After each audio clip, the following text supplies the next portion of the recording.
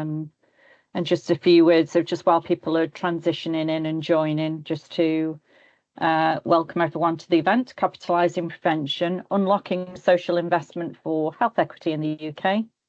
We have had 1 or 2 people from Australia interested in joining, so hopefully they'll come in, and be great to hear their perspectives. And particularly what we're looking at here is exploring how new funding models can support prevention and reduce inequalities, and great timing with the 10-year plan. We're co-hosting this Wellbeing Enterprises, Mark Swift, who's here, is going to be speaking in a moment, and myself, Alison Tong from Arden and Gem. So we have jointly developed this session today, so really looking forward to everyone taking part. We are recording the session.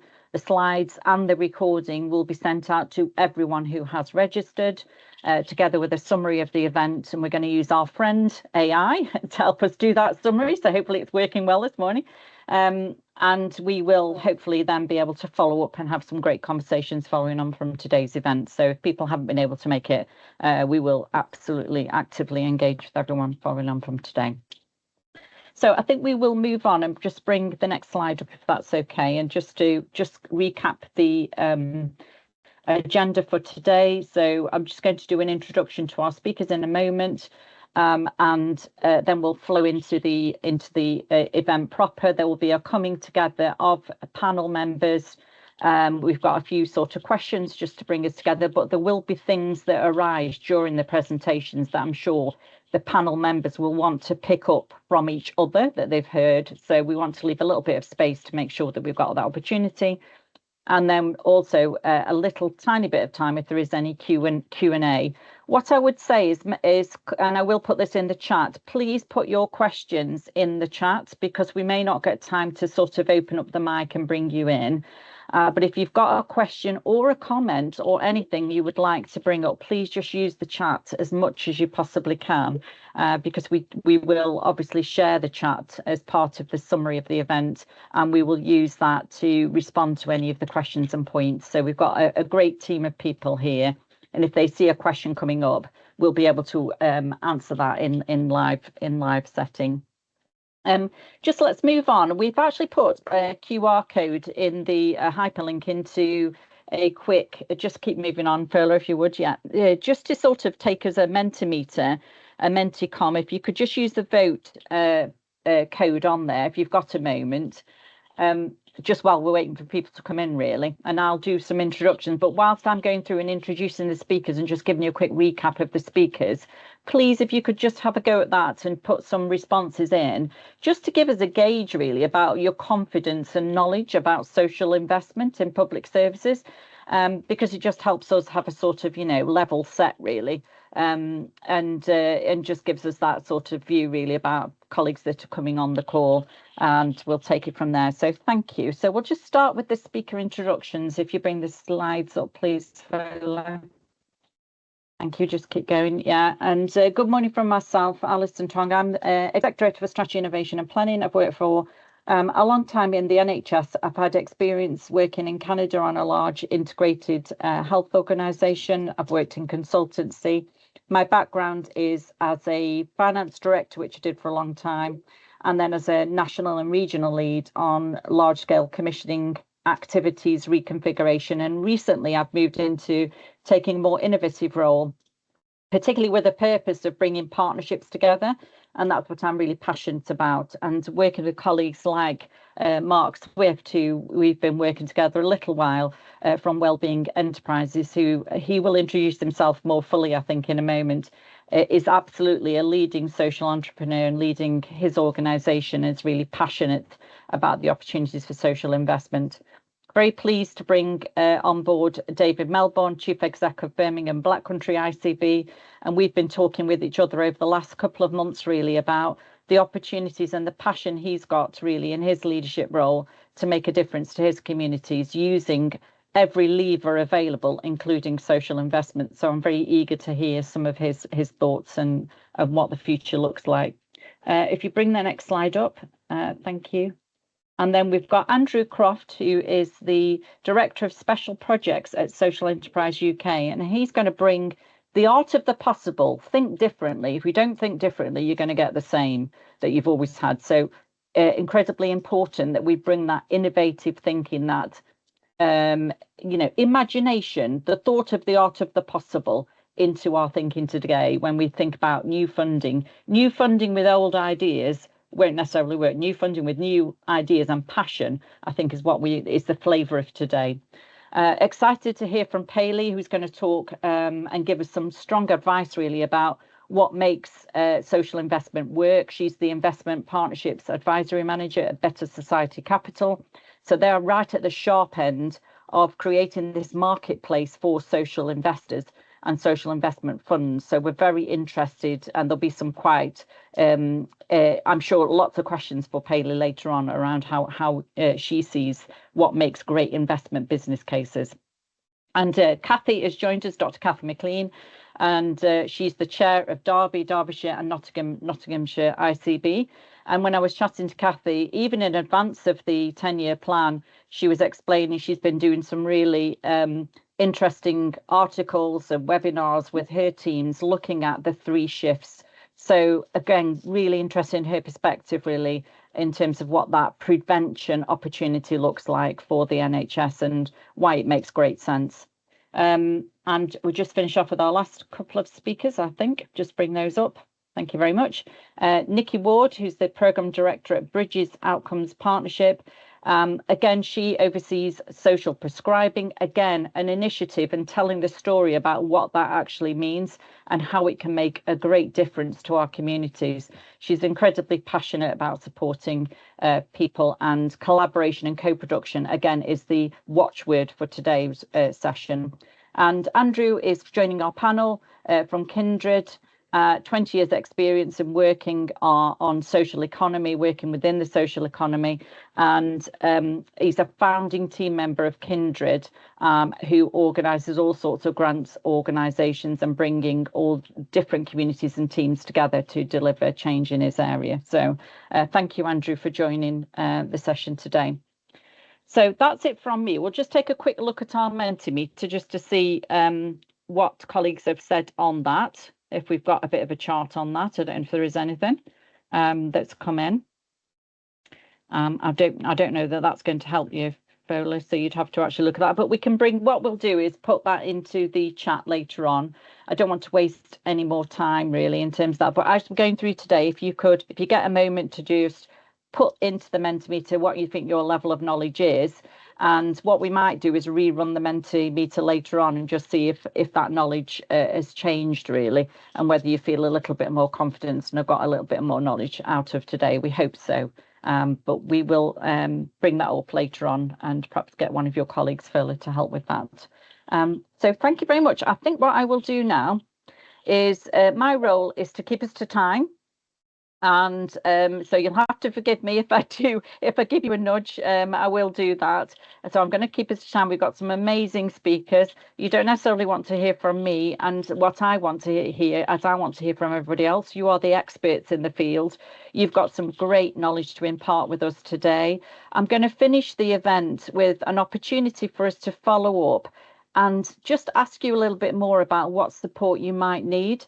And Mark and myself are very, very keen to continue the engagement and the conversation following on from today. So I'll finish up with that at the end because we've got some ideas about how we could help really galvanise this as a new intervention, a new initiative for health and care providers, and particularly social enterprises in your communities. So we're excited to continue the conversation.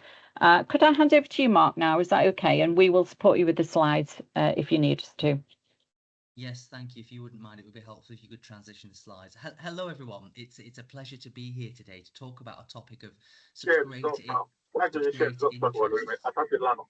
Yeah. Sorry, I'm with Mark. Okay, sorry, there's a bit of background there. Bear with me. Okay. Yeah. While we just wait for those slides to come, just to reiterate, it's an absolute joy to be here today to talk about a topic of such importance. And you would think we had a crystal ball, what with the government's announcement yesterday of the launch of the Better Futures Fund, £500 million, the largest fund ever to support children and young people to improve their life chances, which will be matched with £500 worth of of social investment as well. I've just been told my mic is very quiet. Is that can you all hear me okay? We can hear you. You are a bit quiet, but we can hear you, All right. Mark. All right. Yeah, If I try and shout, that's it. Yeah, I'll try and go for shout it. anyway. Well, listen, can we change to the next slide? So yes, there's a real opportunity around social investment. I'm very excited to talk to you about it today. Back in April, I wrote a policy brief with my colleague James Smith, looking at unlocking social investment for health equity. And we are in a paradoxical situation. We know with the publication of the 10-year plan that there is a huge push for prevention. But ironically, only 5% of the NHS budget is currently spent on prevention. The majority is consumed delivering reactive care, responding to crises, the consequences of not dealing with inequalities earlier. And we know from the work of Michael Marmot and others that prevention is a critical key priority for improving health outcomes. For organisations like mine, working in the prevention space, we find ourselves trapped in short-term contracts, unable to leverage investment. Often innovation is stifled before it even begins. So there are some structural challenges around how we scale prevention, as well as how we then realise the opportunity that exists to secure that investment too. Can we put the next slide on, please? So the consequences of not delivering prevention, as we know, again, published in Michael Marmot's work, rising chronic illness, increasing demand on A&E, GP practice, acute services. People are getting sicker, quicker in our most disadvantaged areas. Mortality rates are turning in the wrong direction, particularly for women in our most disadvantaged communities.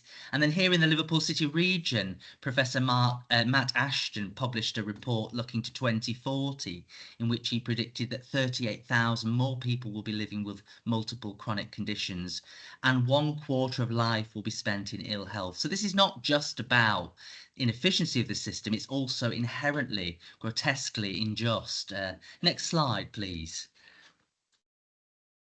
We also know that there are structural barriers why we're not scaling prevention up as well. I was most intrigued by the publication by Kearney et al. By the NHS Confederation, where they presented the 3 C's, the 3 reasons why prevention doesn't seem to get stuck in. The first is clarity.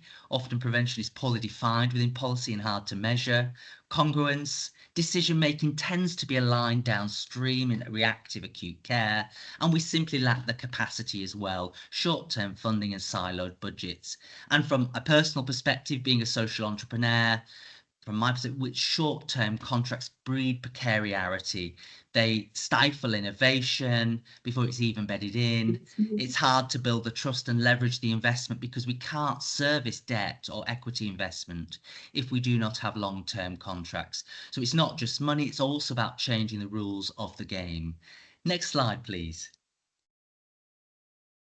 But there's a huge opportunity here. There is social investment. Now, back in 2023, our colleagues from Better Society Capital said there was around £10 billion worth of social investment within the market. This is money coming from pension funds, philanthropists, trusts, and private wealth. And of course, a growing appetite amongst investors as well to seek out returns with a social purpose. There are people with better knowledge than me around the types or flavours of investment, but some examples would include repayable and non-repayable loans, equity and revenue sharing, blended finance, which was mentioned just today in the Futures Fund, and social outcomes contracts, collaborations between social investors, public sector organisations, and the voluntary sector. So used well, social investment could be used to scale up and leverage prevention at the scale we require for the transformative change that we need to see. Next slide, please.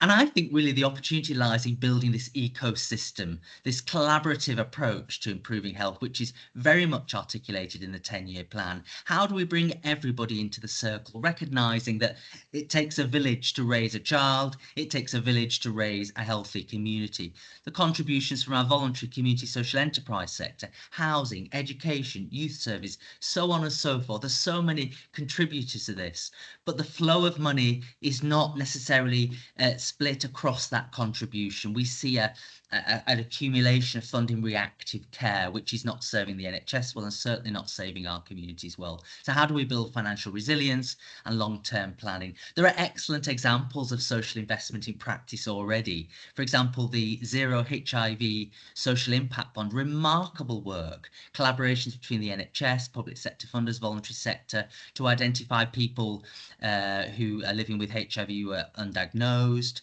to prevent transmission rates. Here in the Liverpool City region, Kindred have invested £2.5 million in 66 social enterprises already, building this ecosystem to support everyone contributing to health creation and shifting the dial, moving to the left of the system. So it's about financing an ecosystem, not just individual projects. Next slide, please. And there are problems, of course, within the structure of social investment too. We had a report back in called Reclaiming the Future. There's a recognition that there is uneven distributions of social investment across the UK. We know London gets the lion's share of investment. So the inequities we see in health flow also in the inequities of social investment. We rightly need our fair share here in the north, as other areas will as well. Similarly, for Black and minoritized-led organisations, they face structural barriers to social investment as well. And social investment tends to favour projects and contracts where there are easily measurable outcomes. So we do need to make sure that we're commissioning and investing in complexity, not just in simple cause and effect projects. Next slide, please. So where is the opportunity? Well, in the publication I wrote with James Smith, we talk about this desire to coordinate social investment regionally. I think this is critical. I think what we need to see is the development of regional health investment frameworks, largely rooted in our devolved regions. What do they involve? They're essentially frameworks that enable us to attract and court investors and investment into our area, and then align that investment into partners and organisations that are contributing to the prevention agenda, so that we can shift demand away from reactive care into prevention, build an ecosystem to support, and a village to create health creation, which is more than possible. And to do that well, we have to look at its governance and structure. We have to build the system architecture to enable social investment to work effectively within regions. And I believe setting up a health investment partnership, which would be a collaboration between public sector organisations, social investors and third sector, would enable this to be truly co-designed, because we also have to address the imbalances in power and decision making that also hold communities back as well. But this idea of maximising and leveraging our public investment by drawing in social investment and the funds from philanthropic agents as well is for me an absolute no-brainer in this time. But there are things we must do also, ensuring that we're investment ready within our areas. How do we tackle the inequity of investment and access? These are things that we could do together by building a coherent health investment framework within our local areas. So this is a blueprint for building the system architecture to ensure social investment can flow into regions and into organisations that are contributing to a wider prevention agenda. Next slide, please. Just to finish up, really, I think this is something we have to scale. I don't think it's going away, social investment. This is a huge opportunity, but there are actions that I believe we can take right away. So some of the recommendations from my policy brief: we do need to think about how we reform commissioning, moving away from short-termistic contracts into multi-year contracts to enable social entrepreneurs and third sector organisations to build the foundations and due diligence to acquire investment and service debt or any repayments that may be essential. We need to embed social investment into our procurement and devolution plans. How do we attract the investors into our area? Make this a region where your money is a safe bet. I think there's some training gaps for our leaders within the public sector, for commissioners and voluntary sector leaders, so we understand both the risks and opportunities associated with investment and how we can support investment readiness as a system. And building those inclusive partnerships are critical. If we want to do this well in an equitable, inclusive and democratic way, we must invite cross-sectoral partners around the table to shape the architecture of that. So what is the prize? Well, I think the prize around social investment is to grow the public sector resource that we have to deliver prevention at a transformative scale never seen before. The prize is true prevention, primary, secondary and tertiary prevention, a system that shifts from illness to wellness, that builds health creation, that brings together a system of organisations collaborating together, sharing power and building stability, and health equity as the outcome, not the aspiration. So I'm so excited, as you've probably guessed, about this opportunity, but I think we must act now. And certainly it's absolutely critical that we look at how we coordinate the strengths and capabilities of partners within our regional setups to ensure that we can get our fair share of this resource and deliver the changes in the 10-year plan that hardly any of us will disagree with, but have huge questions about how we make that a reality. I think social investment is absolutely the way to go. This is about health creation and taking the next step forward. Thank you so much for listening. Thank you. Thank you, Mark. And I think you've really set us off on a really positive art of the possible, the mission, the vision, I think.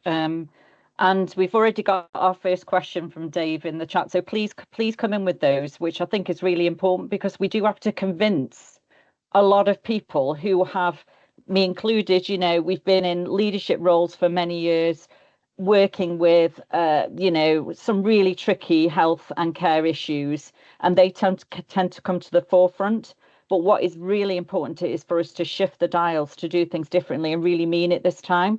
So with that in mind, I'd really welcome my next speaker, which is David Melbourne from Birmingham and Black Country. I think who I know has got a shared view about that.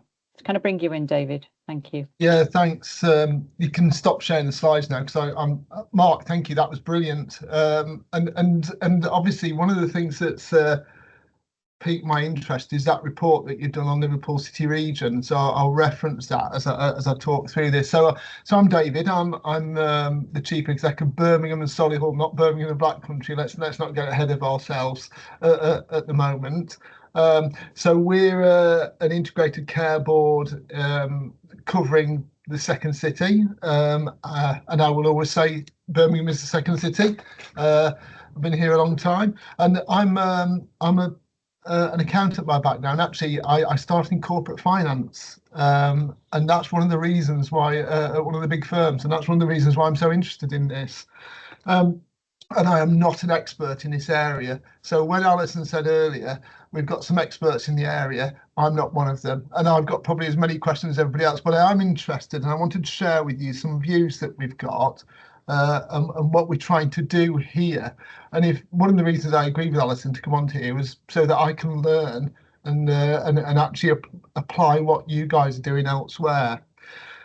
So one of the things, so our system, when I talk about our system, I'm not actually going to talk about Birmingham and Solihull, although some of the examples will be around that.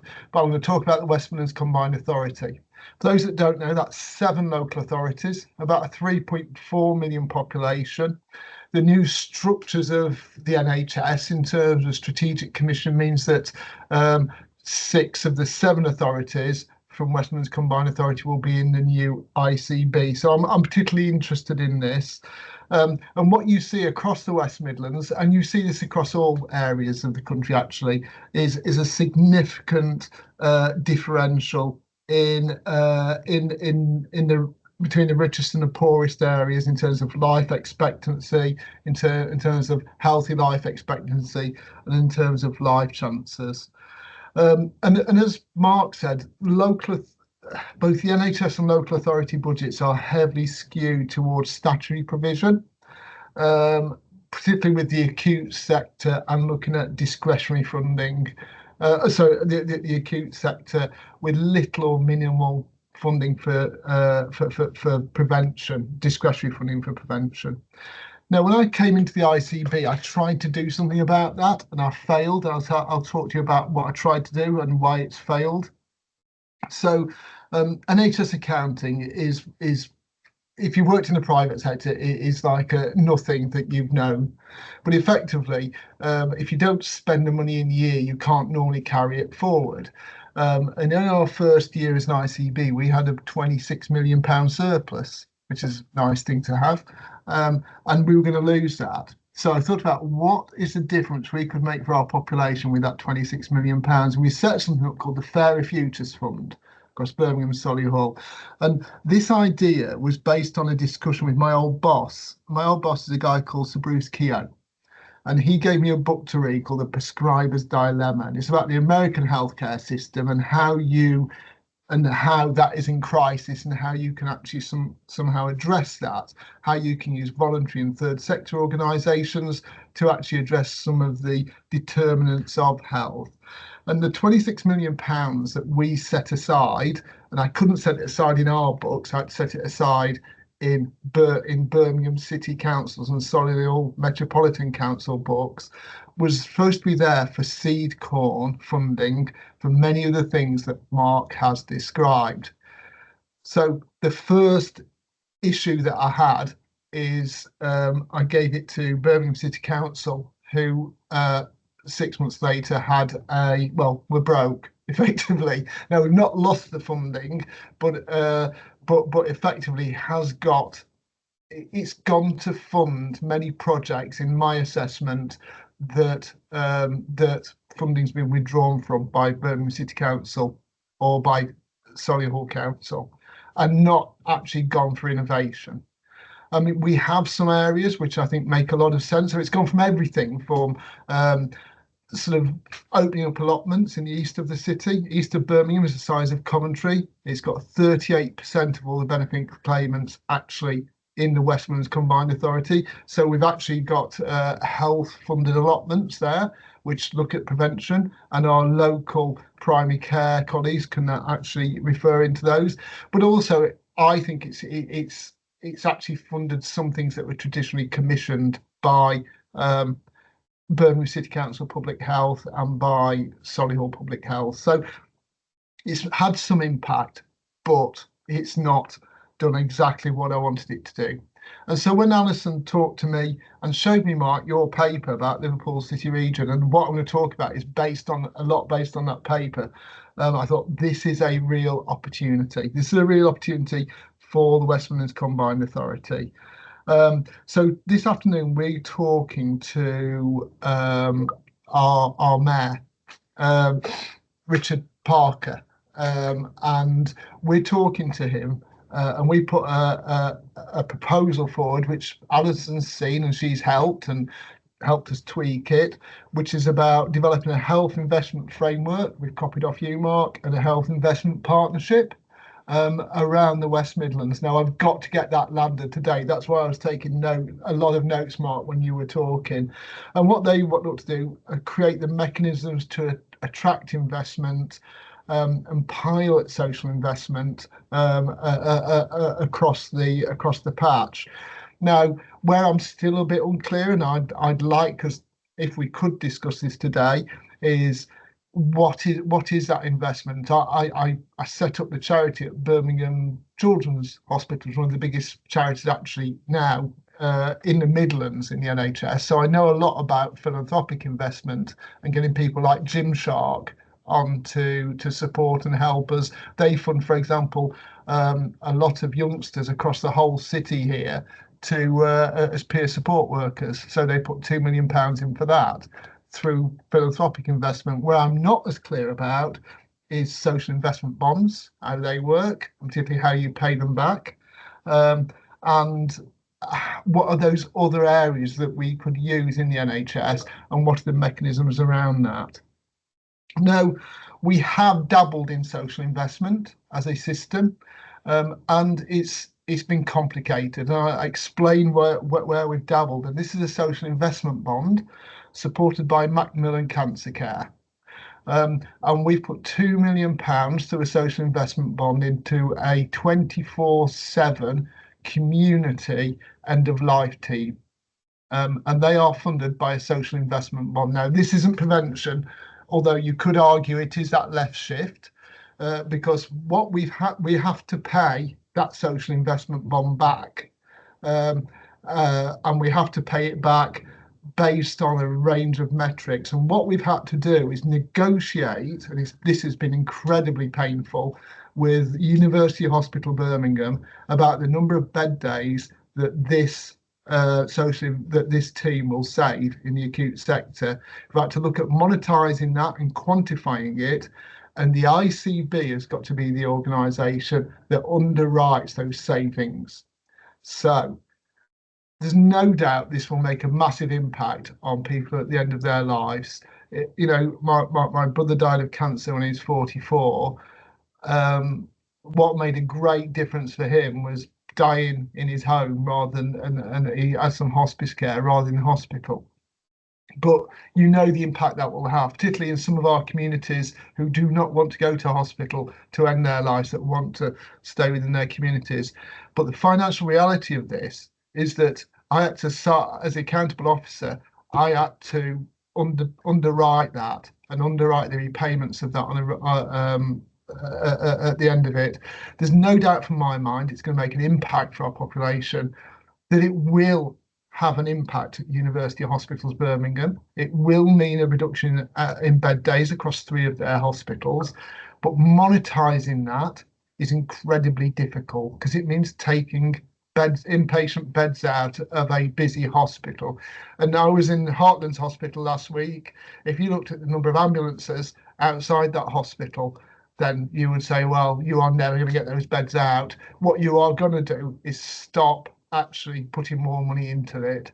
Now, so for me, there is something that we need to talk about, of how we generate the revenue streams to pay back social investment. And I think that would be useful. Is there an opportunity? So Kathy and myself both aware that we will have to put in, as ICBs, as well as systems, 3-year long-term financial plans in the coming few months.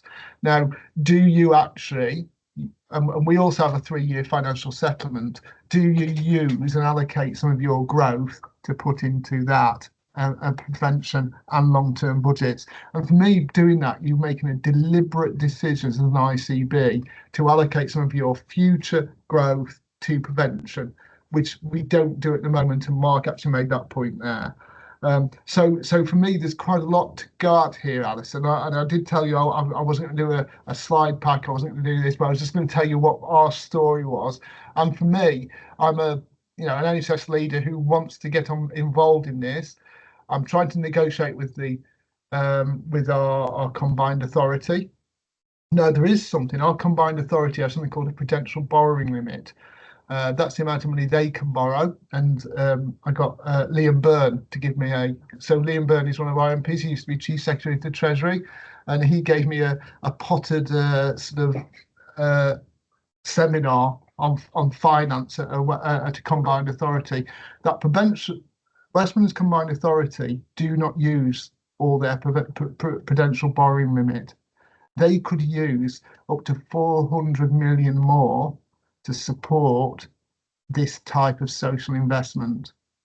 Now, we again would have to borrow the money and pay it back, and it's at a certain interest rate that the government borrows at. But there is a solution there, as well as the private sector, in terms of doing this. So it's worth talking to local authorities about their potential borrowing limits. I know Jim Mackey used that as a way, using prudential borrowing limits to develop sort of some of his services when he was chief exec in Northumbria. So he got told off for it, by the way, but he did do it, and it was successful. But there is a way to do that, and certainly Liam Byrne, one of his views when I was talking to him about this, was the NHS needs to get better at understanding some of these other cross-governmental mechanisms, and we aren't very good at it. I didn't know what a prudential borrowing limit was actually until he told me. So I wouldn't do, because our main local authority is bust, and I think their potential borrowing limit is probably down the drain. So, Alison, that's what I got, and I'm happy to stay on and have a discussion and learn some more, if that's okay. Yeah, that's brilliant. Thank you so much. That's exactly what we need, really. You know, what are the big challenges? And we've got this massive opportunity. We need to create this golden thread, don't we, really, of, you know, what's the strong business case, the mission, the vision, and the business case, the return on the investment. But then the mechanisms are going to stop us or help us move this forward. So we've got to have those mechanisms really clear, don't we? So including how you get that money to the imaginative, creative, innovative leaders that are going to emerge in our communities to really, you know, back this. So that's the key thing, I think, from that story. So thank you so much. My next speaker, Dr. Kathy McLean. I think you've got some slides, have you, Kathy, you want to speak to? But really keen to hear, because Kathy's had national roles and as well as chairing 2 very large ICBs. So I'm really keen to hear her views really about how she sees this could be shaped. So over to you, Kathy. Thank you. Thank you very much. Can you see it? Has anything shared? Yes. Or? Yes, you might need to put them on screen, whatever, the slideshow thing, but yeah, we can see it. Yeah. Okay, hang on a second. Has that made it? Can you see that? We can see it. Don't worry. You know it's fine. We can see it. Yeah. I can't. Hang on. I've just got to work out how to. It sort of won't do it really, but anyway, right. I will just move that. So the slight problem is actually I can't see it to move it on. I don't know quite what I'm doing wrong really. What am I doing wrong? Stop sharing a minute. Bizarre because I can't see it. Oh yes, I can. There we are. Yeah, hang on. Let me put that on. Is that it now? Yeah, we can see it. Yes, yes, we can see it. Okay, well, thank you. I mean, I really enjoyed those 2 talks. David, that's fantastic innovation of and the way you're going about it. Really great food for thought.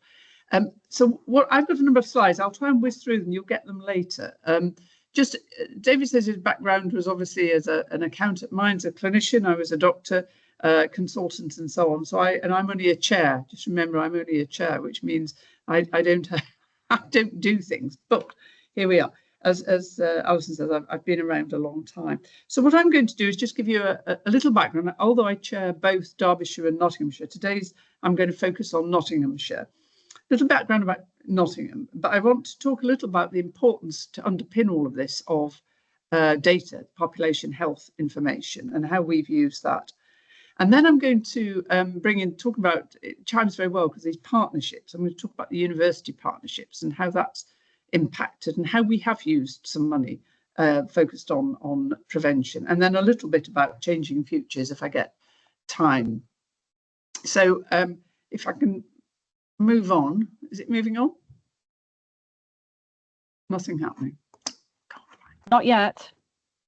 No, right, hang on. Let me just, does that do anything? No. No, why is that? Kathy, it's Yes, Carl. I'm happy yes. to move. Oh, you've done it. It's all Okay. gone now. Got it. Yeah. Go. Got him. Okay. So just a little about Nottingham and Nottinghamshire. As was already been said, this will be very typical of other places. There's you can see the life expectancies there, but in our deprived areas, it's at least 10 years lower. So we've always got that challenge. Nottingham ranks 11th out of 317 districts in terms of multiple deprivation score. So real challenges here, and I've focused there a little on food insecurity as well.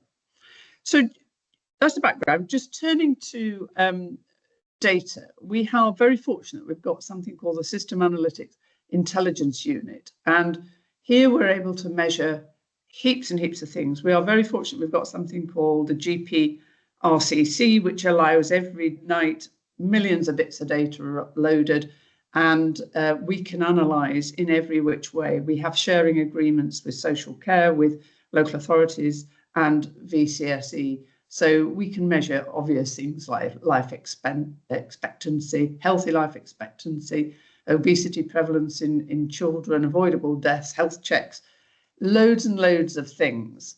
If I give you an example of how we use this data, so dementia care, We can segment the population. We could identify specific groups. We can analyse how they interact with different parts of the health and care system. We can pinpoint higher prevalence in different areas, and we can map the inequalities across a whole range of different things.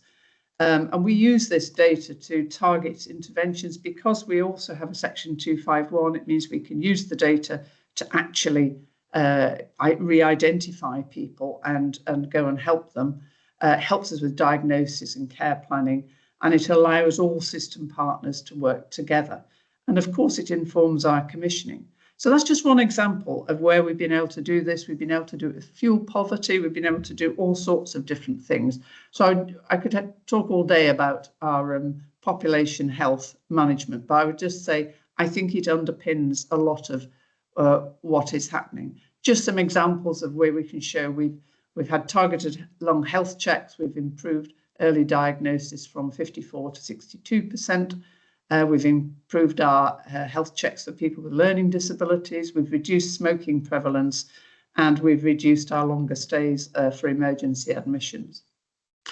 But then I want to move on to this partnership bit. And we've got a civic agreement across Nottingham and Nottinghamshire, which is really driven by the universities. We've got two universities, Nottingham, Trent University and the University of Nottingham, and all the local stakeholders work together. And here there's a big focus on community connections and inclusive growth. They secured £10 million for health innovation, and this drives this collaboration between education, healthcare and local government. Research is at the heart of some of this as well, and focusing on job promotion, getting adults into jobs. The universities are supporting our local health strategies, and they contribute to the joint strategic needs assessment on food insecurity. So there's a kind of focus here on that. So Nottingham City Sustainable Food Partnership is led by the universities, which I think is quite interesting, really. And this focuses on, in terms of research, local food procurement, nutrition-linked health outcomes, and we've been able to map the local food security, engage with people, and developed roadmaps for procurement as well, and training opportunities in urban agriculture. So I think this whole business of social investment has enabled sort of a scalable, sustainable health initiatives. We leverage those university partnerships. We all sit around the table, but there is a focus on prevention, innovation, and inclusive participation. And I think that we see it as a model really for integrating civic institutions into this public health strategy. And I saw recently their annual report. It's quite incredible, really. Then the other bit I wanted to touch on is a Changing Futures programme. This may be a little like something that David made reference to, but we set up as an ICB a Health Investment and Innovation Fund. So the first year we assigned 4.5 million to this. It sounds small, but we had lots of bids to do things. That seed corn word comes to mind, get things going. And then we committed to doubling that amount. Now, this is in the face of huge financial challenges. But as a board of an ICB, we said, this is so important, we want to do this. So we have a programme of severe multiple disadvantage, particularly in Nottingham City, though it's spreading to the county. And to support that, we gave 1.5 million from that fund to continue to support it. And this is an amazing programme which wraps around people with severe multiple disadvantage. So this is people who are homeless, they've got addictions, they've got difficulties with employment, mental health issues, and sometimes physical as well. And it is quite astonishing the impact it can have on people. And in Nottingham City alone, there's 6,000 to 8,000 people who are in this category. And they obviously have a higher risk of mortality. They use the services more, and increase that 30% of urgent and emergency interventions are accounted for this group. So it's a real targeted group where we can help. So all agencies again are involved in this: the local authorities, the Criminal Justice Service, NHS, voluntary sector. Lots of other people are involved, and it's a multidisciplinary approach. People are seen as individuals, and things are wrapped around those. And we partner with people with lived experience, some of whom have been through all of this and have emerged out the other end and have got stabilised their lives, but they're able to feed back. So far, 350 or more people have benefited with the one-to-one support. We've had people in crisis, 300 and odd people in crisis have been helped, and there's a large number of people signed up to the hub here. I won't dwell on this because you'll see it later, but this is to sort of show some indication of the impact, because I'm always keen on, so we've done all of this, people got together, that was nice, with people felt supported, but did it have an impact? And you can see there overall there is an impact on the number of people attending emergency care and so on, and some finances to the right. But I agree with David, actually monetising the benefits. You know, you have to close a ward, you have to get rid of some staff or whatever it is to get the money out, and that's a big challenge for commissioners as well as providers. So here are some of the sort of more qualitative outcomes: better well-being, better engagement, fewer crisis interventions, and so on. These are the bedrock of people turning their lives round.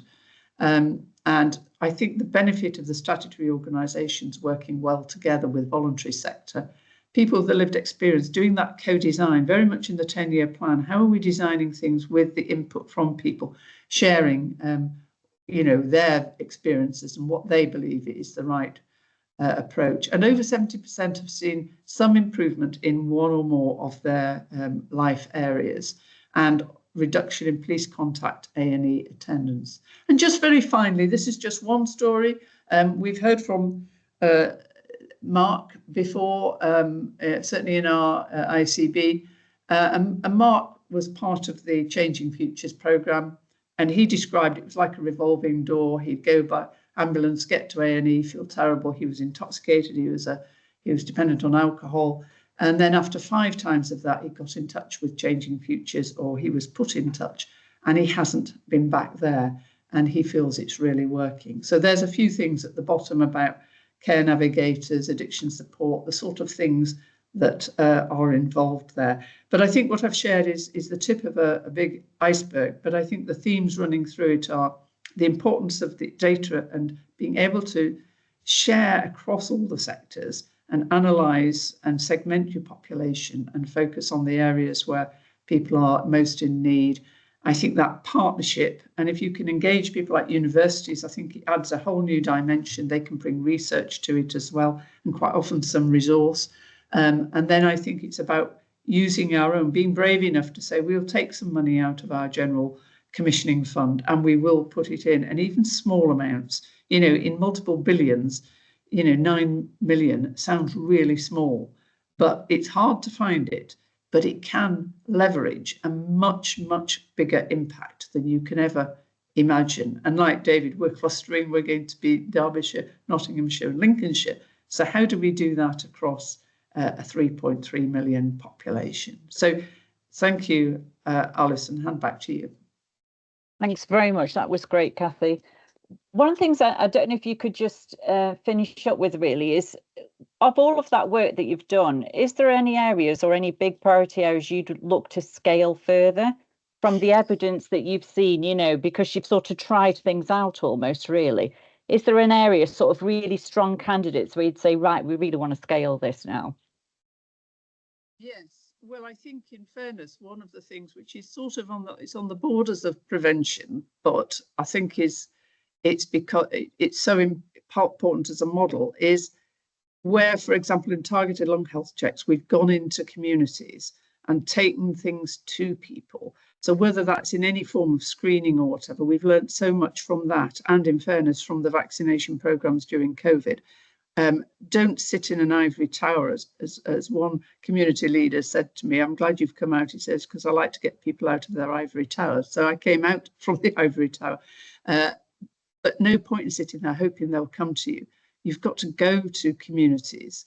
And I think you can apply that to any form of screening, but also like the SMD programme, homelessness, find the people and then focus. So I think there's many you can do, but to be honest, what we've done is on the whole backed what people at the front line working together have said will work, rather than impose anything. Yeah, that's wonderful. Thank you, Kathy. And I think both David and Kathy have illustrated when we're talking about, you know, the areas of need and the areas where the impact is going to be most tricky, it's in those complex multi-agency areas where everybody has to play together to make a difference in those communities. So thank you very much for that. We're now going to hand over, I think, to Paley. And there's been a couple of points earlier, particularly with David, about, you know, how can we make this work? So I'm really interested in Paley's presentation, and she can talk to us hopefully about, you know, what it's like, what the different sources of funding are, how we get the business case right, how we get the ROI right. So over to you. Thank you, Paley. Thanks so much, Alison, and thank you all so much for having me today. As Alison just mentioned, my name's Paley, and I'm a senior manager at BSC's Better Society Capital's investment partnerships and advisory team. And what my team does is we work with investors to grow the amount of capital invested into social impact. But most of my career has actually been spent at healthcare, and most recently at the NHS Northwest London Integrated Care Board's health equity team. So I'm very passionate about the role of social investment and how this can really play a role in supporting health equity. If we can just go to advance the slide, and I can talk a little bit about BSC. One more. Thank you so much. So Better Society Capital's mission is to grow the amount of money invested in tackling social issues like prevention and healthcare and inequalities across the UK. So we do this, one, by investing ourselves, but two, also by building the market to enable others to invest for impact. So working with institutional investors, trusts and foundations, local government pension schemes, to really channel money into specialist purpose-driven fund managers. So we do not do direct investing into a VCSE, for example. These fund managers, like, and Nikki will, I'm glad Nikki's going right after me because she will be able to cover this much more than I will. We invest in Bridges Outcomes partnerships. So then these fund managers then go on to invest in organizations tackling in a range of issues from homelessness and mental health to childhood obesity, as well as investing in real assets such as the building of affordable housing. And we really spent a decade building a market that's directed 10 billion into impact and contributed to really creating a better and sustainable future. So BSC is coming to the end of our current 5-year strategy, and we're launching a new one next year. And as part of that, we'll be focusing on health, both investing as well as our market building work. We are not health experts. And so really excited to be here today to work with all of you on this call to figure out where social investment can really be catalytic, additional, and supportive to enable all of the work that you are already doing. Next slide, please. One more. Thanks. So what is social investment? And I saw on the Mentimeter there's different varying levels. So I'm going to do a brief intro. Apologies if you already know. Social investment is not a grant or donation. It is the use of repayable finance to help an organization achieve a social purpose. And it can sit alongside grants and donations. And Mark mentioned blended finance is one.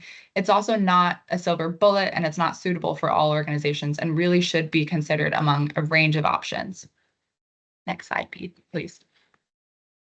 So for example, voluntary community social enterprise sector, they can use social investment to buy a building, pay for grow services, pay for staff costs. You know, they can establish a preventative service.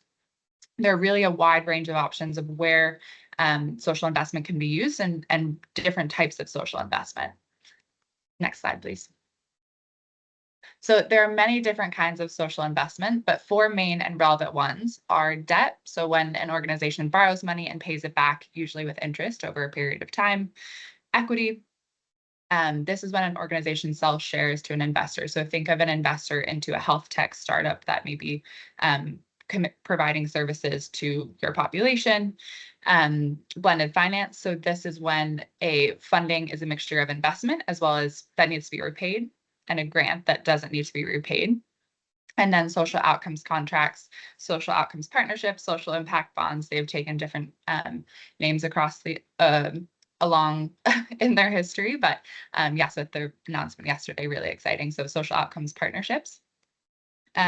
This is really this results-based funding where repayment is tied to achieving agreed upon outcomes. Next slide, please. So who provides social impact investment? There are many investors in the UK that provide social investment. Social investors want their money to be used to create social value, and at BSC, we work side along many of the names on this list. For example, again, Nikki will talk to this next, but Bridges Outcomes Partnership on the call today is one of them.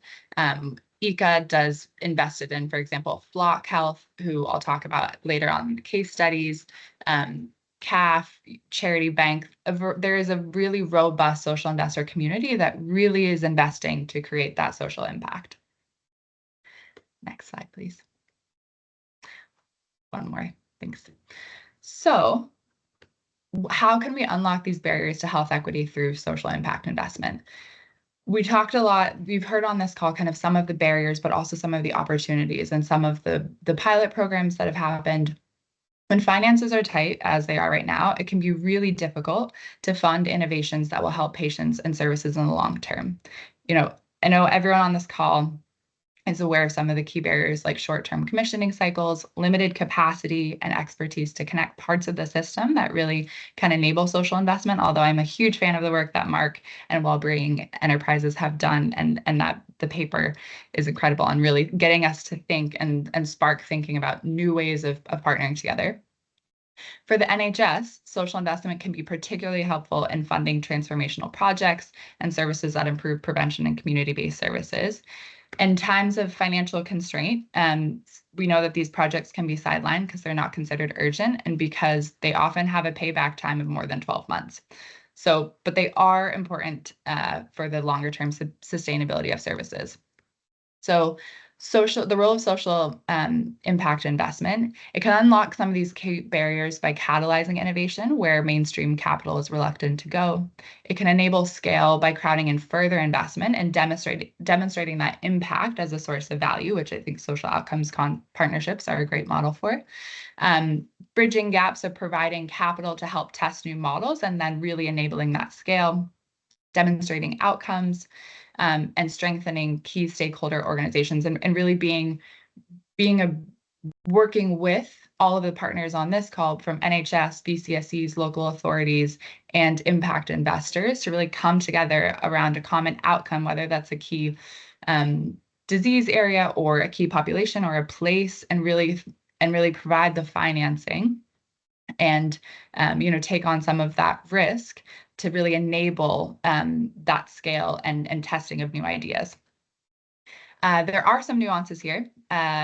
Many, as VCSEs can take on social investment, depending on social enterprises can do that, and we have some case studies. Most types of social investment are not available to the NHS because they take on the form of loan finance or borrowing, which is rarely permitted under the requirements of managing public money. So it's important to think about how social investors, local government, NHS, and BCSEs can work together in partnership to achieve health equity here, and in what situations social investment can be a leverage point. There certainly are examples where NHS has been able to take on social investment, like social outcomes partnerships and contracts, which, again, Nikki, I feel like I'm teeing you up here to talk about social prescribing and Thrive. But I really think the social outcomes partnerships, they're becoming more popular. The announcement yesterday was huge in terms of moving that market and raising awareness of that to investors. We also know on the digital innovation side, it's a key part of the 10-year plan and one of the key shifts, and it has the ability to free up clinician capacity and improve access. And then place-based collaboration is key. I think, as the paper that Mark co-authored, it really is showing how in Liverpool what could be achieved and how you can kind of replicate that or setting up the framework of how different stakeholders can work together.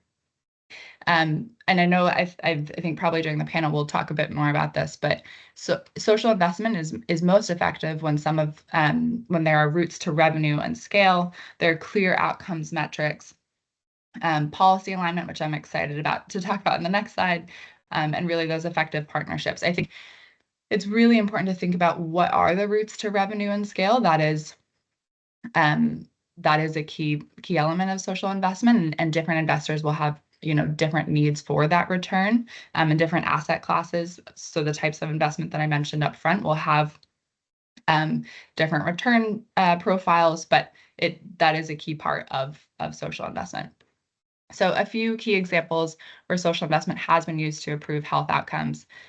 Thrive, this is, it connects people, and I know this is a Bridges Outcome Partnership program. It was commissioned by Northeast Lincolnshire CCGs back in the day, and then National Lottery Community Fund and Bridges Outcome Partnership facilitates the program design. But Thrive connects people living with long-term conditions to tailored support, so to a link worker for tailored support in their community. It's engaged over 2,000 people and generated over 3.1 million in value. Ripple is another one. It's aimed to reduce the need for people to have repeated unplanned episodes of inpatient care in the last year of life. So this is end of life care. This is in Oxfordshire and being funded through a social outcomes contract, and it's 9 million contract between the Oxford University Hospital NHS Foundation Trust, Sobel House Hospice Charity, Macmillan Cancer Support, and also supported by Social Finance. And this project has supported over 1,500 people with enhanced palliative care. Next slide, please. So another opportunity is venture. So through venture fund managers, we've invested in fund managers that have supported over 100 companies, reaching over 7.4 million people in the UK to improve their mental or physical health. So Flock is an example of this. It's an AI-led virtual physiotherapy service. It's in an NHS pilot, 97% of users successfully triaged by AI. I know AI is also not a silver bullet, and we hear the term, and it's much more complex than that. But I think it's a really good example of where digital innovations can support and free up clinician capacity. An example of where social investment has enabled that to be able to pilot within the NHS, for example. Second Nature delivers a 12-week digital coaching program that tackles obesity, diabetes, and other lifestyle-related conditions using behavioral science. So these patients are getting digital support, and they've reached over 15,000 users. Next slide, please. So I'm excited to be here today because policy is shifting now to enable even more social investment into addressing health inequity. Just yesterday, the government announced a 500 million vehicle that can enable 1 billion of outcomes payments to support vulnerable children and families. And this will really enable collaboration between government, NHS, communities, and investors. I'm happy to talk more about this, but certainly there is room for health to be a part of this agenda, and it's monumental in terms of moving this social outcomes partnership market forward. We heard Mark talk about this, but the Confederation really has signaled a shift towards prevention. I was just at the expo, and I think it was mentioned in almost every session. So yes, there's only 5% of spending currently from the NHS on prevention, but there's also a clear need for us to deliver this. And it will take all of us to be able to do that. Again, the 10-year plan just got released on the 11th last month, the 3rd of this month. And it reinforces that shift towards community, prevention, innovation, and really paying for outcomes rather than activities. And so we know that the 3 shifts are all a priority for the government, but more importantly, they're a priority for the communities that you all serve. And social investment is one tool in your toolbox that can support the work that you're doing. Again, it is not a silver bullet. And so the real work is in how all stakeholders that are on this call today can really work together to overcome these barriers to achieve health equity. So I think this is such an incredible call to be able to bring so many stakeholders together. And I think the start of a conversation of how we can do that together, where social investment is additional and can be catalytic, and also where it isn't best place to play. And so how, kind of all figuring out together what our roles are, and luckily we have a common goal to be able to do that. Thank you so much. Thank you very much, Paley. I really like the fact that you talked about it not being a silver bullet. It needs to slot in and complement all the other activities that are going on. So this idea, and we're going to return to it later on, what does this health investment, social investment framework really look like? so that it's targeting and fitting into the right place so you can maximize the impact. And as you say, there are several different routes to that and lots of different opportunities within that. So very, very interested in that. So thank you so much. I think that's cleared the mist for a few people, hopefully, on the call. I can see some chats in there. I'm sure people will be linking into you on LinkedIn as well to get some further conversations. And now just let me introduce our next speaker, Andrew Croft, who is, he said to me, we don't actually want any slides. I'm just going to have one slide, which is actually encouraging us to think differently. So if I can hand over to Andrew, if that's okay. Very much looking forward to you inspiring us really around your view of the world. Thank you.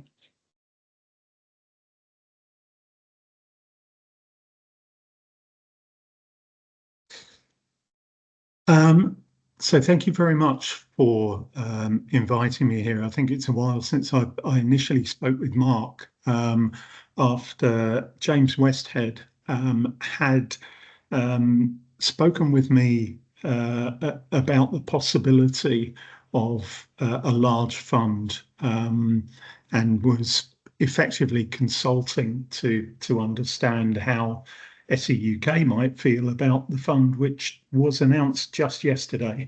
And I think an outcomes-based fund is a great way of handling some of the issues. It's a misquote. The definition of insanity is often misquoted and attributed to Albert Einstein. And they say that he said this. In fact, he said something slightly different, but allegedly, but very much the same in terms of the outcome. And that's that if all you do is the same thing over and over again, but expect a different result, it isn't going to happen. And I think the push now for outcomes-based arrangements are very useful. I did actually send some slides, so I'm not sure if you've actually got those and would be able to go on to the next one. If not, it's fine. I can just talk to the subject. Yeah, no, I can't see them, so I think I'll just carry on. So I'm with Social Enterprise UK. We are the umbrella body for social enterprise within the UK. We've got over 3,600 members, a number of whom are based within the healthcare arena, and we have a specific area for those. We have completed a number of initiatives on behalf of the sector over the years, and the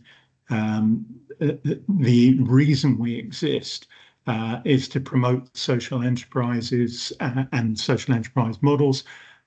We look to create a positive policy environment in which they can thrive. And create the opportunity for deal flow into social enterprises while developing support and resources for them. Notably, we lobbied and co-wrote the Social Value Act, which includes social clauses in government contracts. We lobbied for social enterprise organisations to receive the NHS backlog bonus, which I think was worth something in the region of £50 million, and we successfully got that through. We developed the Social Enterprise UK by Social Corporate Challenge, which has driven corporate spend of 650 million into social enterprises in their supply chains.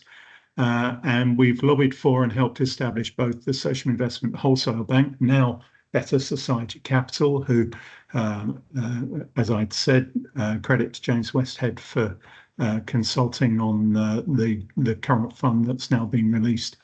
And we also helped create Access, the social investment wholesaler, which is far more focused on blended finance using lottery money alongside Better Society Capital money to be able to create a blend of finance for social impact. And we currently, we've developed the concept and are pursuing a social purpose real estate investment trust or real estate fund to try and transfer asset ownership to social organisations. So there've been a number of preventative social investment examples over the years.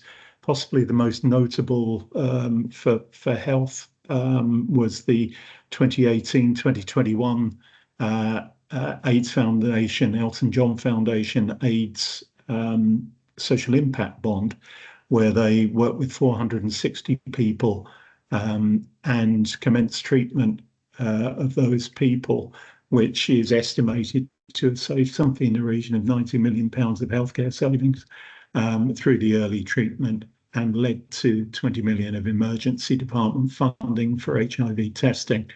Another one that I suspect you may hear about from Bridges, who are also going to speak, is the Peterborough Social Impact Bond, because their founder, Sir Ronald Cohen, was actually the inventor of social impact bonds, and he worked out that, having been the father of venture capital within the UK, he actually worked out that there is a way of providing a strong investment return to an investor while also saving very significant costs to the public purse, from which the interest payments can be made to the bond investors, with a saving still very significant to the public purse.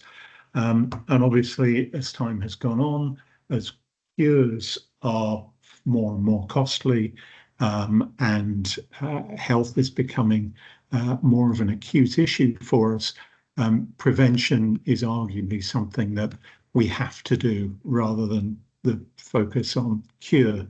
The bond that they first did was actually to prevent recidivism, so to try and keep people out of prison.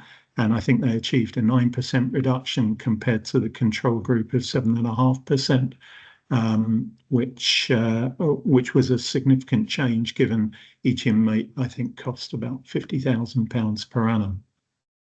£500 million outcomes fund we've heard about already.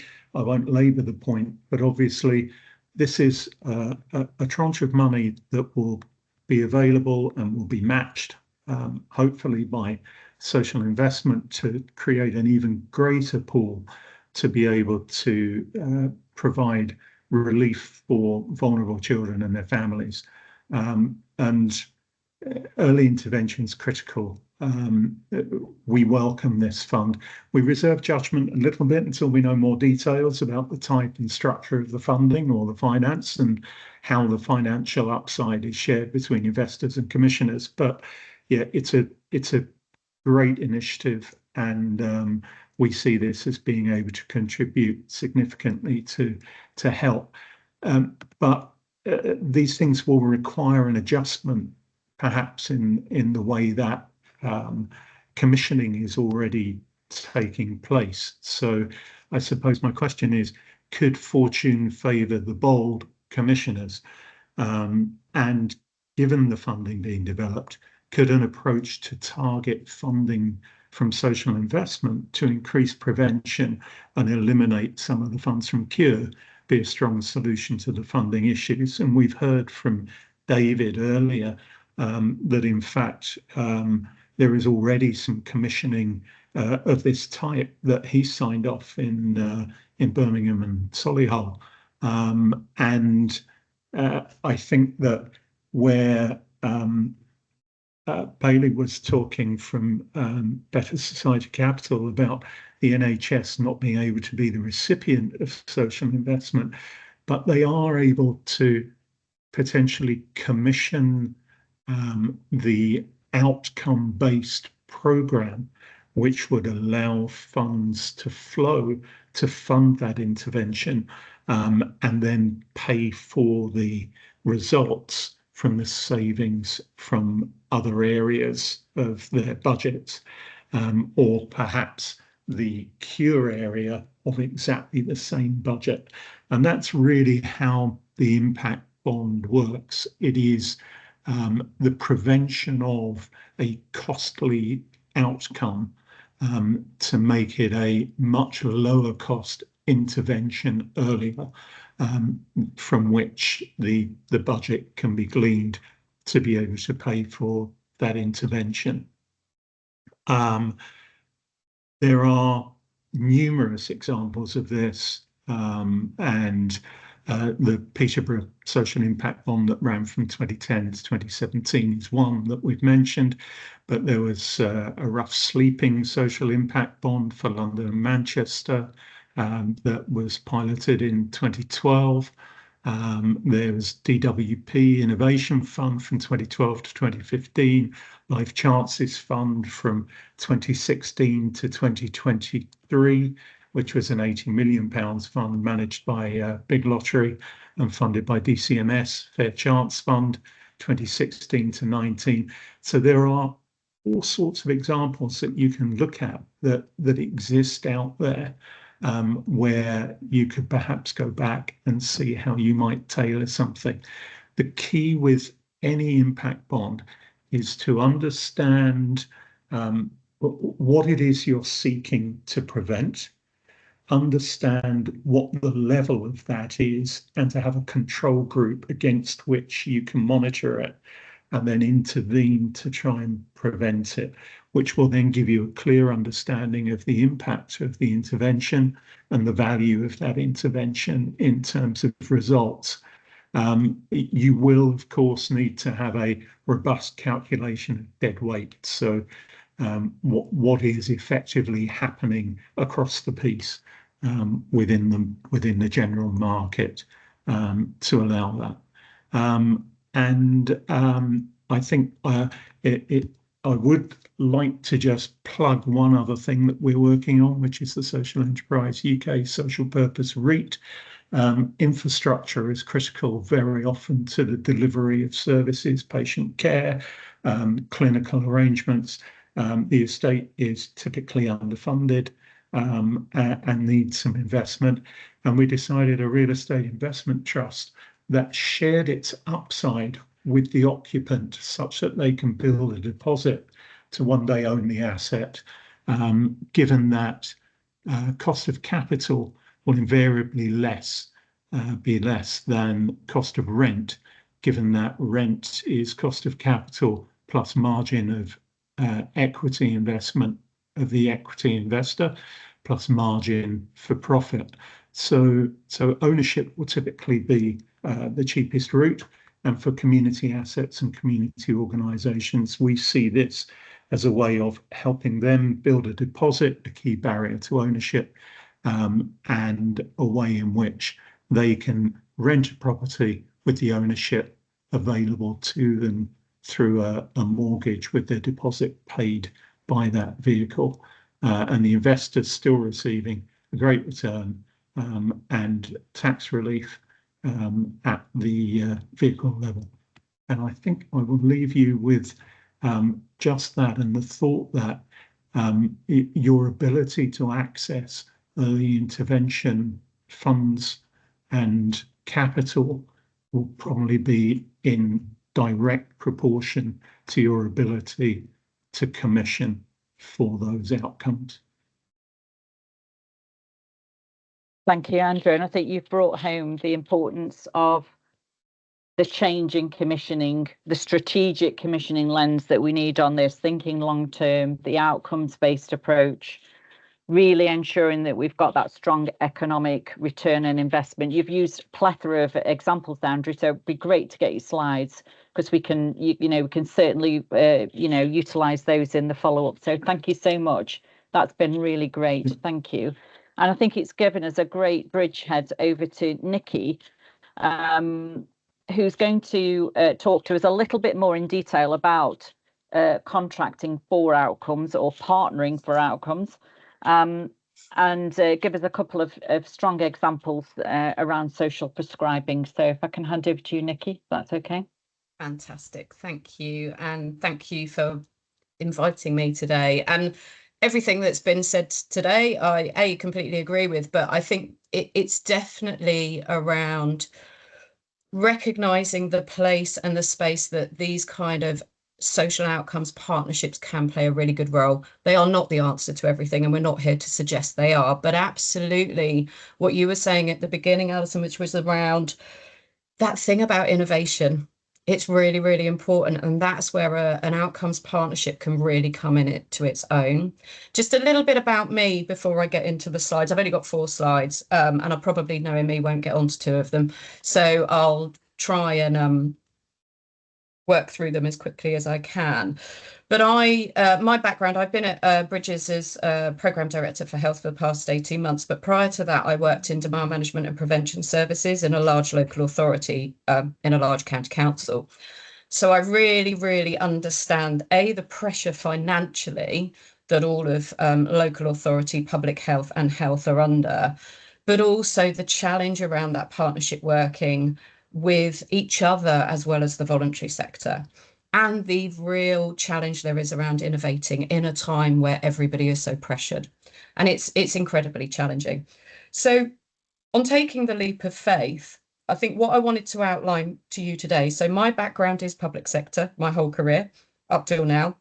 So I'm not an investment manager, but we do have amazing investment managers. And again, with Paley's team at Better Society Capital, we work together on that bit. So I'm not going to go hugely into the mechanisms around investment managing, but I am going to talk about why an outcomes partnership should be and can be attractive to commissioners to consider.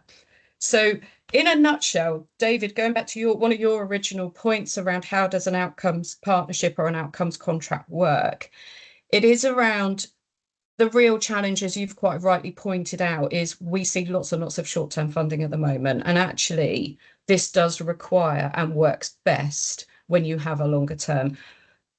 For 2 reasons, really, is one, because obviously building up something that starts innovatively will take some time, but also my personal opinion, and I think it's evidenced in lots of places, when you're working particularly in the prevention space, the outcomes that you achieve, the benefit isn't immediate necessarily, it will come over time. And one of the things we're really keen on doing and evidencing in our programs is the impact of a health prevention program 2, 3, 4, 5 years post-program, because I think that is where we're going to start seeing the benefit. And that's always been one of the really key challenges for prevention, is what you've got is commissioners who are very much like, show us a cash saving. But we all know that working in that prevention space, it's a different approach, and it absolutely has to be around community, has been mentioned on the chat. It absolutely has to be person-centered and about people. So a few things about what we do. So I manage Thrive NEL, which is the program that Paley mentioned earlier, and that is a social prescribing program that's delivered in North East Lincolnshire. We also have one in Northamptonshire called Spring. Now, Spring is jointly funded by the ICB and both local authorities. And I do think there's really something around, where possible, collaborative commissioning is also a great thing that we need to be doing in this space. But in a nutshell, how it works is we work with the commissioners, and the earlier we can work with the commissioners, the better. You don't have to have a really clear idea of what you want to do. And actually, going back to one of the points earlier about where does this work well, is look at your data. What's costing you loads of money? And where can we look at using an outcomes contract to deliver back against some of those costs?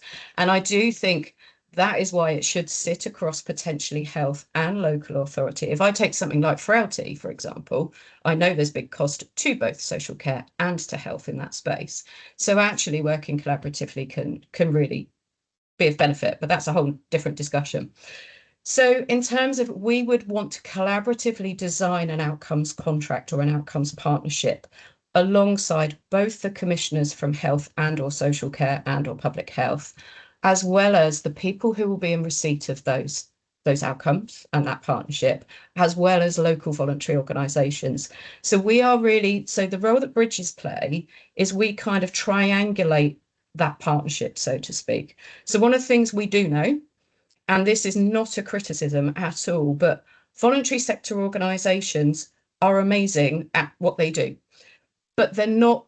But when we look at what commissioners at the moment, I know from my experience, what was being asked for was quite significant in terms of outputs, data, cashable savings, etc., etc.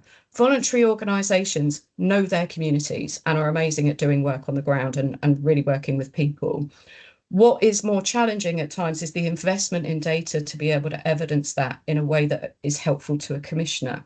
Now, what we're able to do is straddle that space. So how our R2 health programs work is Bridges will oversee the program, but we don't do the delivery. So we have local delivery partners who know their communities that do that delivery with participants on the ground.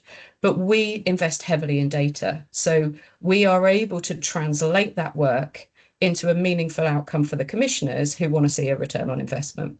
So that's the space we sit in, as well as working with our investors, who obviously bring some money to the table in the initial thing to make sure that that investment, what I would say about our social investors is they are really, really, really there and really interested in the outcomes and the impact that this has for people.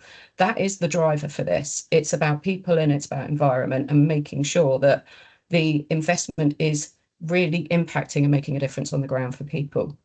So we collaboratively design the program, but it's really where the flexible delivery comes in as a different model of delivery of a contract that I think it comes into in its own and can add value. So we are able to innovate because we invest so heavily in data and data collection and data evidence.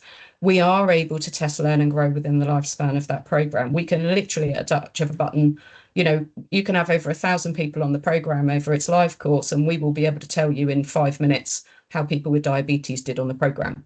And that is a really different way of working for commissioners in terms of what I keep challenging my commissioners with is come back and ask us questions. We're really data rich, so we can help inform the future and we can help continuing to look at what's working and what's not and flex as we need to go. Now, that isn't about making change for change's sake immediately, but it does enable us to make changes as we go and take advantage of opportunity. We are aware, and I'm very aware, having worked in the space, the change going on in public service at the moment is massive and not easy. But actually what comes with change does come opportunity. And what we are able to do in a flexible partnership is to be able to take advantage of things that are coming. So my programs focus on people with long-term conditions and supporting better outcomes for people with long-term conditions. But what we also know is recently Labour government have put a high priority around getting people back into work. And one of their target areas will be people with long-term conditions. So we're now working alongside our partners in Northamptonshire who are working in that space to see how the work that we're doing on social prescribing can be of benefit to that focus and that project without having to really need to change the contract or anything around it. We can just do it in a different way. So a little bit around what we do with the commissioners at the beginning. We focus on it is outcomes and what we are seeing across the board at the moment, nationally, outside of outcomes partnerships, is a lot more focus on outcomes themselves, which I think is the right move. There's been a lot of focus on outputs, how many people can you see in a year, which is great, but what comes with that is what difference are you actually making? So by focusing on outcomes and agreeing with the commissioners, what outcomes is it you're trying to get? What we do is we build what's called a rate card around that. So we will agree a set of outcomes and we will only get paid for the outcomes that we deliver. So the other benefit we hope it won't be a benefit because we want to run successful programs. But if for any reason we are not providing the outcomes that we've agreed, you don't pay us for them because we only get paid for what we deliver. So that's where it is also different to a normal contract in terms of you're paying regardless. Whereas with us, you only are paying for the outcomes that we deliver. So we do recognise that these things are challenging to do. I think the other benefit that we see on doing an outcomes partnership is we are able to invest money in overcoming the barriers to inclusion that we often see in some of this work. So if we see in social prescribing, I've worked in the social prescribing space for about 10 years now. We were calling it community connecting a while ago, and we set up lots and lots of programs looking at community connecting, and it's hugely powerful. And I'm not going to sit here and sell social prescribing and how good it is, because it is. But I think what we were able to do was to recognise there are lots of barriers in that space around things like cost, around travel, around people's ability to use their community in a meaningful way. Now, what this investment model is able to do is we have a participant budget. So when we come to the innovation piece, what we're absolutely able to do is to pump prime and use some of that investment for people directly. Now that can look very different depending on how creative and innovative we want to be and what our participants are telling us. So for example, we can buy someone a pair of walking boots. It can be that simple. That's a sustainable change that somebody can have. But we can hire a building in order to run a community group. We can pay for a community intervention. We can do really old-fashioned social prescribing, and we can pay for a gym membership. You know, we can do things that have been around for ages, and we can do new things. We have paid on our Thrive program for all of our participants to have the opportunity to go on a train ride and actually have a cream tea at the end of it. Now, you can argue, is that a good spend of money? But the connections that are made with that capacity to build that are incredible and huge. So that's a little sell on why I think social outcomes partnerships can really help participants, people on the ground, can absolutely evidence good change in outcomes and can show innovative change. If we go on to the last two slides, here's a little bit about the detail. Now, one of the things we are working on, and as I said earlier, I know commissioners are in a space where it's like, show me the cash savings, show me the money. So what we are working is, because of our heavy investment in data and impact analysis, what we are starting to do, and I will be honest, it's an emerging picture. We are talking now about how we can evidence a direct change upon that cash cost. And that is cost avoidance in some spaces, and it can be it's direct saving in others. So we are independently evaluated by ATQ, who, Mark, you've referenced them in your paper a number of times, some of the other ATQ reports.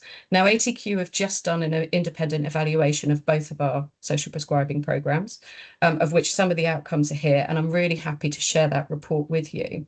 But on top of that, and they have used and they have outlined in their evaluation how they are measuring their return on investment outcomes.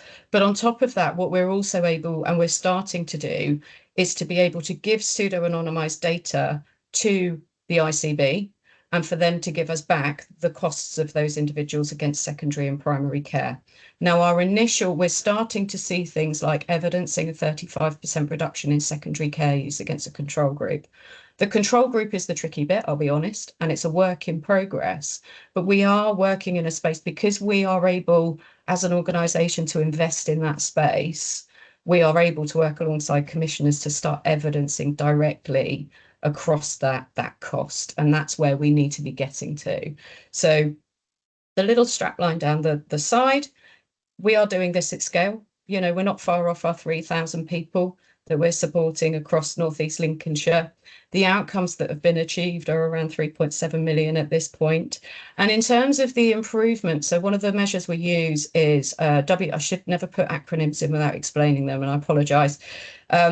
WBS is Wellbeing Star. So we do measure the impact on the individual, because that's hugely important. And what we're seeing is that 93% of our participants see an improvement at the 12-month stage of our programme. The other thing I would say back to commissioners, if we don't show an improvement, you don't pay. So that's how our rate card has been built, is that you will give us a payment for every start, and then we will do a review at 6 months, and we do a review at 12 months on this particular programme. If we don't show improvement at 6 months in outcomes for that individual based on these measures, we don't get paid for it. So, and then the next slide is, so that's North East Lincolnshire, and the next slide is Spring in Northamptonshire. That is a bit of a whistle-stop tour. We are really happy, we're absolutely delighted to hear about the new investment fund that was mentioned yesterday. And from my experience, having worked in local authority and in this kind of relationship management space and prevention space for a long time, the opportunities to build outcomes partnerships go beyond what we're doing in social prescribing here. You can do stuff for children. We are doing outcomes partnerships for young people who have experienced care. We are doing outcomes partnerships for carers. We're doing outcomes partnerships for homelessness prevention in Manchester for young people. The opportunities really are down to you. You know, how do you feel and what can you think of that is of critical importance and challenge to you, and how can we support in that space? So we're really happy to have further conversations, really happy to share a lot. You know, that's a whistle stop tour and a bit of a different angle potentially to what's been talked about, but we're really happy to just come and chat, and I can bring on our investment managers with us. So yeah, that's it from me. Thank you very much. That's great. I think what's been really impressive, and I've just put it in the chat, is that everybody is bringing real hard numbers to their presentations, which you don't always see in healthcare, I have to say. You know, we're showing the dials moving, we're measuring it, and just I don't know if there's anything Nikki could add really in terms of is there a place where we actually nationally or regionally share what works really in terms of outcome-based contracts? What are the interventions and what actually, you know, bang for buck we're actually seeing, so people can compare and contrast what they're doing with, if you like, what's happening? Because we do have to deal with pride, don't we? We do have to adopt at scale and really move across something that works in one place. If it's got a similar population and similar characteristics, can we actually do that adoption? So is there anything, it may be my ignorance, I don't know, if there's a network or a place nationally where some of this data or some of this best practice or this innovative thinking comes together so that people can actively speed up innovation and the innovation process by looking and understanding what's going on in another place. So I don't know if any of our speakers have got any thoughts on that, but it just came through to me really clearly that, you know, we need something like that if we've not already got it. Nikki? I think there's two things I would mention, but I'm sure there's lots more other people on the call will know of. If you're looking at it from purely a social prescribing angle, you have the National Academy of Social Prescribing, which has particularly, I would say, in the past year, really upped its game and its focus on evaluation and impact and what can be measured in that space. So we're trying to connect in there, and I know they're doing lots of work nationally on looking at that. ATQ, as Mark's just put in, we've done some evaluation in that space. At a national level, I believe MP Georgia Gould, who is really interested in all this work, has set up Test, Learn and Grow. So that's very much around looking at what is working, how that can be built at scale. And she actually came and visited one of our programs. So again, I think centrally government-wise, there is a starting to be a shift into that space. But and what we're doing at Bridges, and what I'm very keen to do from the health perspective, I've been reaching out to other partners that are working in health prevention to look at what they're doing, because it you know, in the 8 years I was in local authority, it was total head scratching around how do we evidence some of this stuff, and how do we evidence it, and how do we you know, how do we make it meaningful? And that's exactly what we're trying to do here. So it is an emerging picture, but I would say the outlook is bright, and I think we need to take some of that ourselves. Of, you know, we're certainly trying to connect the dots with other people working in this space. Chris Dayson at Rotherham, he's done the Rotherham social prescribing program. He's another big player in this space. So yeah, it's emerging. Yeah, thank you. Andrew, any thoughts?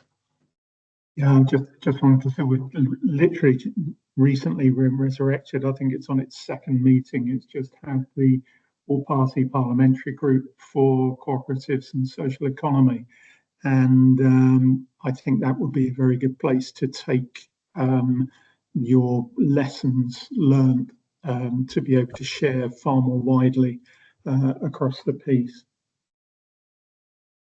Thank you. I just really believe in, you know, transparency and easy to access. You know, those who are innovators and entrepreneurs and want to do something in this space, there needs to be, you know, needs to be signposted really, really clearly where they go and get help, where they can benchmark where they are, where the how they do that opportunity assessment, how they do, you know. So I think, you know, something like, you know, we can hopefully knit some of this together really, but it just occurred to me as I've heard that, but I'm really impressed that everybody knows their numbers.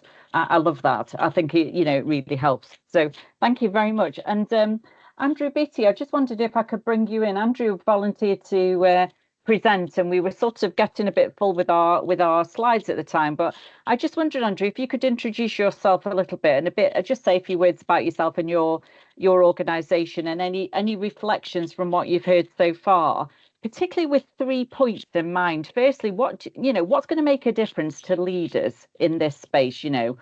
What's your view about how we can support leaders, and whatever we mean by leaders, don't necessarily be having the big paycheck, but how do we support leaders in this space to really collaborate and move forward on this?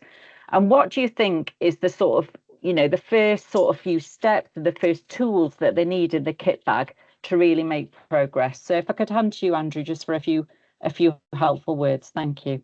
Of course, thank you. Yeah, and thank you for inviting me along today. So my name's Andrew Beattie. I'm the founding team member and the engagement and impact lead for Kindred. And Kindred, we exist. So we up here in Liverpool City region, and our mission as an organisation is to help grow the social economy in Liverpool City region, and we do that through money, so investing money, time and resource and support for socially trading organisations. And by the end of this year, I think we'll have invested about £4 million pounds in about 80 organisations, and we've supported another 250-ish organisations in various ways through non-financial support. And those organisations have grown their I think when we did our impact report last year, I think they'd grown their turnover by 77%. So they'd grown, their team, they'd grown their organisations, they'd grown the space they occupy. So they'd really the money we put in really enabled them to kind of grow their impact in the communities they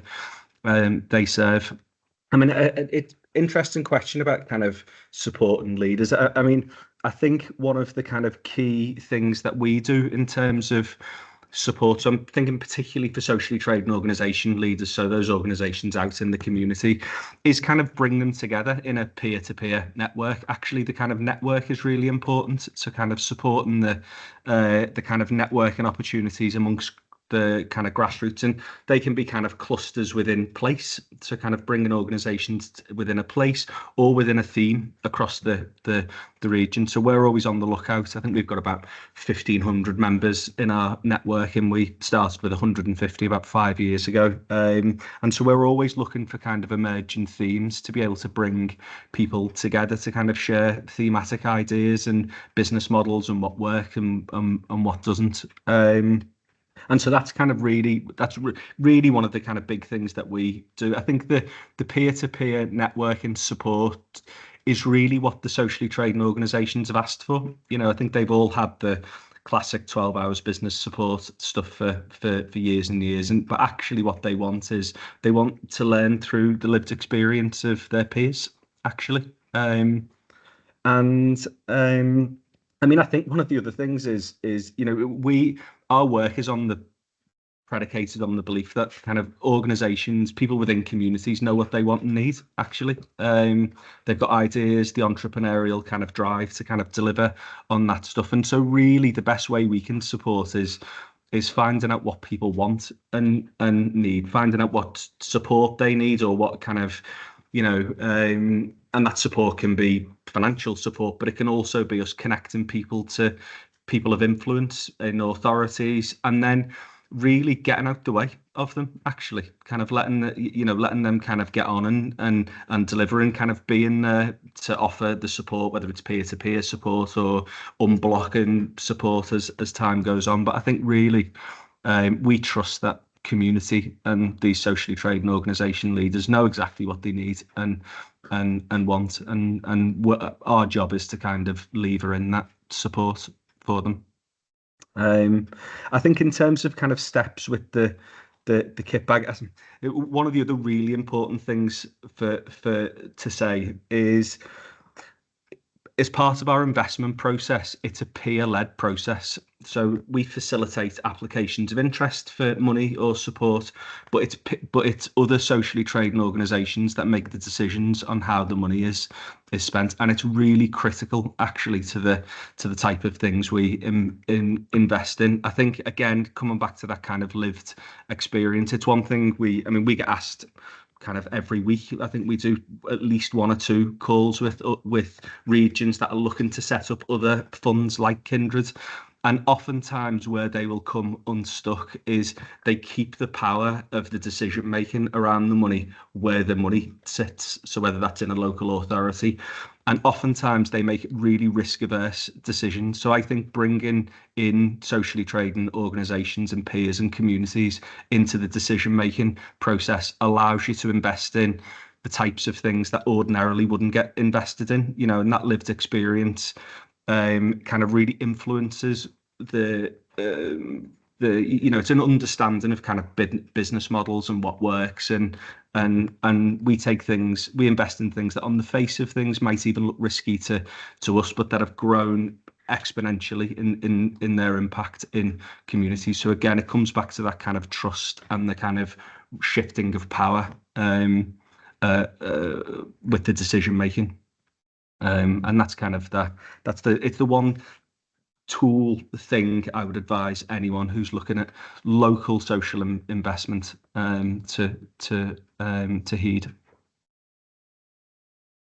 Thank you very much, Andrew. So I'm going to draw us to a conclusion here, because I think we've just had our amazing speakers give us such a lot of their knowledge and insight today. We've gone from really understanding and really sharing in that vision and mission to thinking about what the future of strategic commissioning looks like, in particularly applied to the social investment, health investment framework. I really liked the fact that we talked about it's not a panacea. It needs to be placed very clearly within a seeking innovation, scaling, looking at bridging, and really empowering and building capabilities in communities.